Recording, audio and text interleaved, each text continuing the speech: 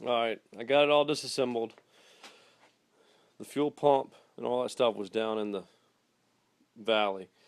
Um, be very careful, but somewhat of a pain to get this thing apart because all this little tedious stuff. This is the new sock on the fuel pump. This is the old one. You see, it had a little bit of stuff down there, but that's not too bad, I don't think. But what it is you got 3 clips on the fuel pump. See, there's 1, 2, and then 3. And then also you have this little ring, little pressure washer kind of deal that presses on the end of this. But you had to get off first, and then you could pull this out. This whole unit it came out, like the whole fuel pump and everything came out with this, and then I had to hold the fuel pump and then pull the old sock off. So I'm gonna put the ring back on here and then assemble it, and I'm gonna try to walk through assembling it so that way you can see how I disassembled it, because I had to use both hands to do everything. Everything that's I've gotten apart so far was pretty easy. The only one I'm having a problem with is this one right here. So I'm trying not to break it and pull it off. The new one has one already in there, but there's no wire on it. So I'm thinking it's just there as just like a dummy. So that way you got to pull it out and so nothing gets in there.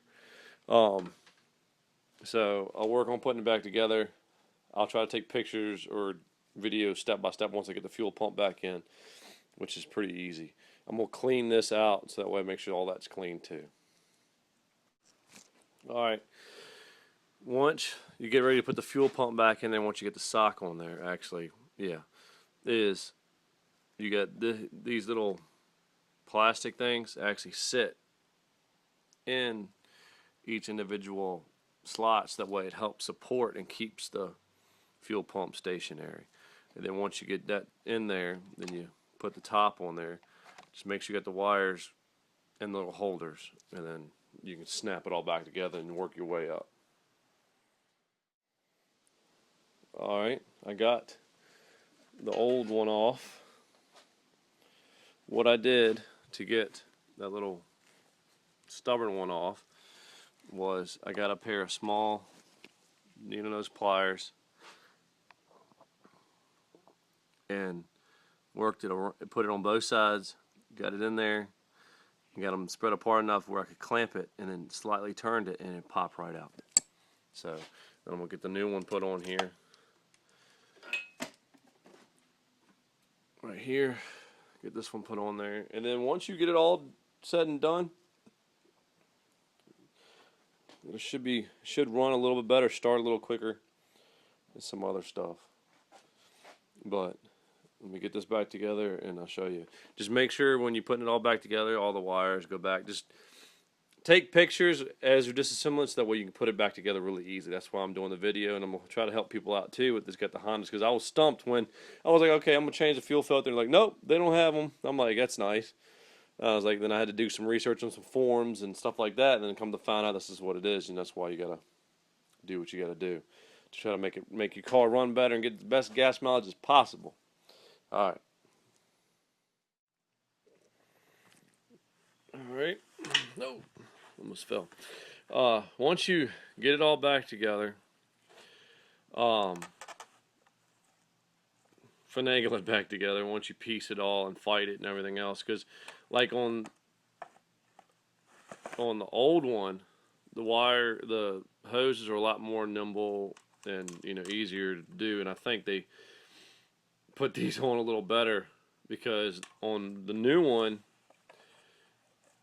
the hose right here that goes around, I had to pretty much manhandle the connection to push onto here, and just be careful, because when you can't really push that much force down on here, so I had to get something underneath, because you don't want to have to take all this back off again, because it doesn't really work that way, because everything's got to line up.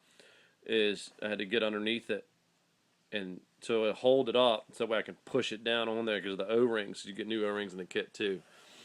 And then you get all the wires, like they're supposed to be, so that way they don't bind and all this stuff. This stuff will probably loosen up over time and be a lot more easier. I just hope my gas gauge won't be off, because I didn't know if it sat like this all the way down like that, or if it came up. There's a lot of pressure from that hose to keep it that way. So I'm hoping it'll loosen up over time and float up. But if not, I guess I'll notice when my gas gauge doesn't read 100% correct. But yeah, just follow the way it came all apart and put it all back together. The only thing I really had a problem was the fuel pump. That was it. And the little one down here, which once I use the needle nose pliers, it pop right out and I can get it really good. So, and then once you get all that stuff, the hard stuff done, it goes back together really fast. So now I'm gonna go put it back in there and fire it back up and see what happens. And then once you get it all back together and you got all running and the car runs good, you can actually go with this old one and break it apart and see how bad the stuff inside of here was, and see how gunky it was, to see if you were actually gotten a lot of bad contaminants. So, but that works. I'll put it back in there and let you know what happens. Alright, let me try to show you with one hand how this thing goes in there. I might have to set the phone down, but see how you get it right around there. And I might, hold on, let me set the phone down and move this. And once you get it around there, the float around, it actually just goes right down in there and sits. And then what I found out is actually the bottom of that, the bottom of the actual fuel pump housing actually sits against the floor of the gas tank. So, which is really, that's cool to learn, because it doesn't matter how tight the hoses are, because it'll go right down in there. And once you get the seal set down,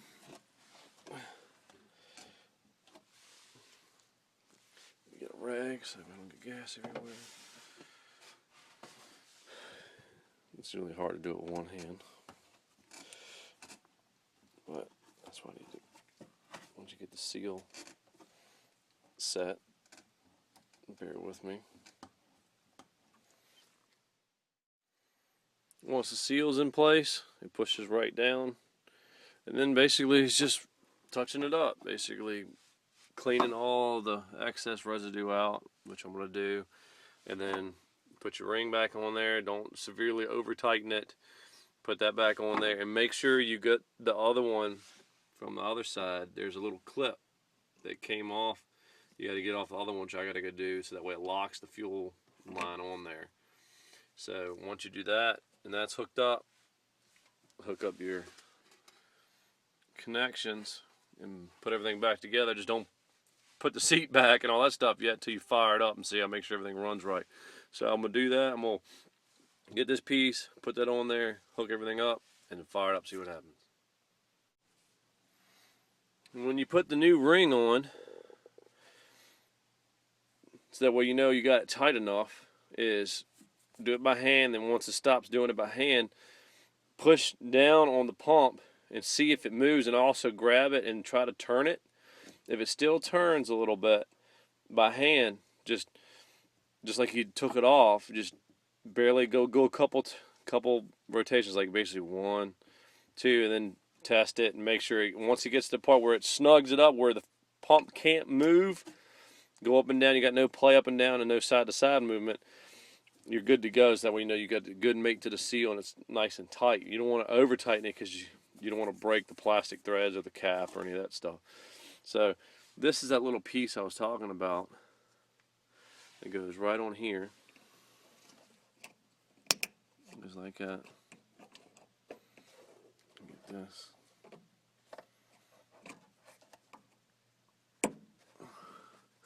It locks that on there. Just make sure it's on there, which I think it is. And then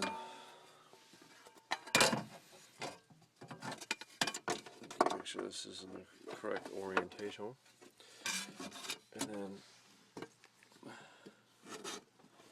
are you at? There you are. Make sure you get that in there, and then lock it down. And just lay it out like that.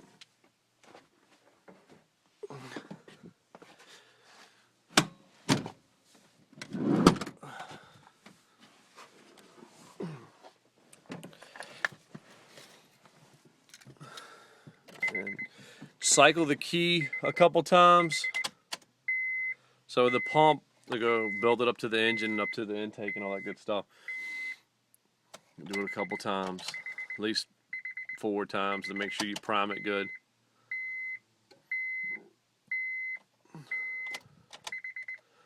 You see the fuel gauge still works.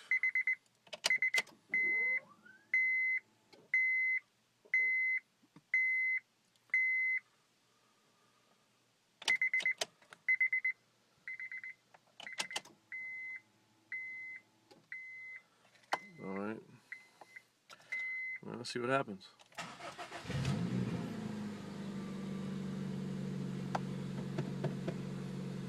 Fires up, runs pretty good. No hiccups, none of that stuff. Make sure nothing's leaking back here. You definitely would know because it'd be under pressure. So, once all that's good to go, you're done with the job. Just clean up. Make sure you get all the gas residue off because you don't want your car smelling like gas. Appreciate it. Hope it helps out some people, make the cars run a little better. All right, take it easy.